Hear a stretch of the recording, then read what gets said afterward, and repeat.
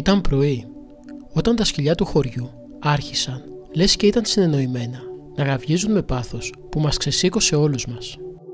Βγήκαμε στα παράθυρα να δούμε τι συμβαίνει και ξαφνικά βλέπουμε από το βάθος του δρόμου καβαλάριδες να χτυπούν με το μαστίγιο τα άλογά τους για να τρέξουν πιο γρήγορα. Το ποδοβολητό τους σε τρόμαζε. «Τσέτες», έκανε ο πατέρας μου και ζήγωσε περισσότερο για να βεβαιωθεί. «Ναι, τσέτες του τοπάλωσμαν είναι». Η μάνα μου, γυναίκα που δεν φοβόταν, ρώτησε κάπως αφελέστατα τον πατέρα μου: «Ντόε μπορούν να εφτάνε εμάς?» Εκείνος την αγριοκοίταξε και χωρίς να χάσει καιρό πρόσταξε: «Μαζέψτε ψωμιά και ό,τι άλλο ευρίσκεται και βάλτε σε σακούλε».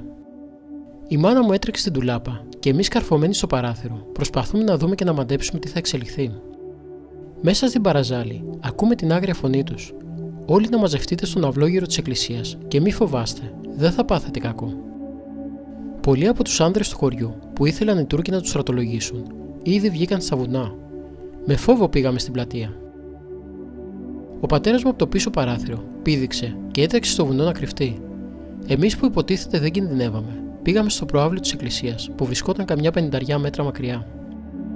Μας διέταξαν να μπούμε μέσα, και όταν μπήκαμε μέσα, όλοι, γυναικόπαιδα και γέροι, έκλεισαν την ξύλινη πόρτα απ' έξω και τοποθέτησαν γύρω-γύρω καλαμπουκόφυλλα. Ο παπάς κατάλαβε πως κάποιο κακό θα συμβεί. Πήγε στο ιερό και άρχισε τις ψαλμοδίες, ενώ όλοι κάναμε την προσευχή μας. Ξαφνικά άρχισαν να μαζώνουν φλόγες και πυκνοί καπνοί να μπαίνουν μέσα από τα παράθυρα που έσπασαν. Ο κόσμος άρχισε να βύχει, να φωνάζει, να κλαίει και να παρακαλάει τον Χριστό να μας σώσει. Η μάνα μου μπήκε μπροστά, πήγε στο ιερό, έσπασε το παράθυρο, έβαλε ένα μικρό καρεκλάκι και παρότρινε τις άλλες γυναίκες, κυρίως τους εγκύους, να δραπετεύσουν στο διπλανό βουνό.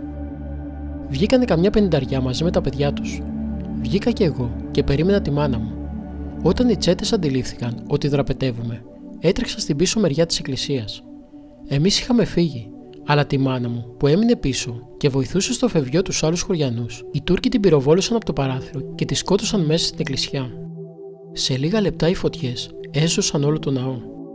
Από μακριά βλέπαμε τις φωτιές και τους καπνούς να υψώνονται και κλαίγαμε για την καταστροφή. Ενώ οι τσέτες χαιρόντουσαν και καθώς έφευγαν άρχισαν να τραγουδάνε «Γιασά και μάλ γιασά». Είχαν ολοκληρώσει το εγκληματικό τους έργο ευτυχής.